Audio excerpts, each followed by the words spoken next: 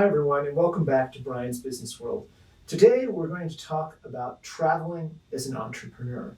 Now, most of the time for this topic, it comes down to one simple word for many entrepreneurs: cost.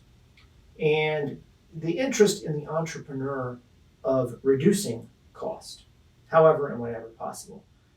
Now, I think in some ways that is unfortunate, although understandable. Many entrepreneurs, they are paying for it out of their own pocket. It's their money, it's real money, and they do have an interest in minimizing cost, in trying to be as effective and efficient as possible with their travel. But let's explore that a little bit. If you cut cost dramatically, will you be as effective on the particular business trip? I would offer to you, no, you won't be.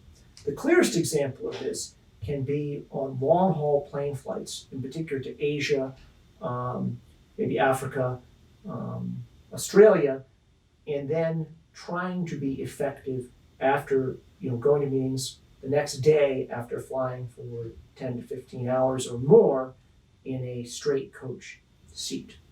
Okay, so you will have dramatically reduced cost. That's true, but you will be completely wiped out and likely wiped out for days when you're going to need to be on your game.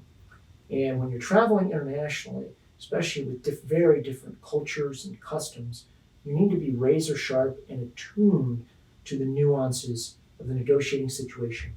And candidly, what you're doing, you've got to be on your game, and you can't be too tired or too fatigued. So if you didn't spring for the layout seat or the business class seat on a very long haul flight, and you went with the econo one, you may end up losing a lot more money than just the difference in pricing, because your mental acuity and your sharpness is there. So yes, cost cutting can have a dramatic and negative impact on your on the effectiveness that you're going to have at the end of the day. Now, also, let's talk a little bit about cost cutting and efficiency. Can cost cutting cause you to be inefficient? Absolutely. Absolutely it can be. It's cheap to stay in hotels that are hell and far from maybe where you're going to be doing business or things like that. It's absolutely cheaper. The efficiency then you've got to get from point A to point B, especially in a foreign country, very complicated matter. And by the way, for those of you who are not as familiar with international travel, you should not assume, even in quote unquote developed countries, that the public transport or the metros or buses or trains are actually going to work and be on time for you and going to get you there. Okay, so if you're relying upon allegedly good transport to get you there, don't really count on that. So you might end up not being as effective as you want. Now, last thing here on the cost issue. Let's talk about cost versus experience versus life goals. Many entrepreneurs don't want to take any time or any money to do any sort of local experience or local flavor. And the theory being is, when I'm rich and successful, I'll come back and do this. Okay, I would tell you from personal experience that is absolute garbage. You don't ever really come back or even get a chance to go back. For example, on one trip I got to go, very neat place, walk on the Wall of China.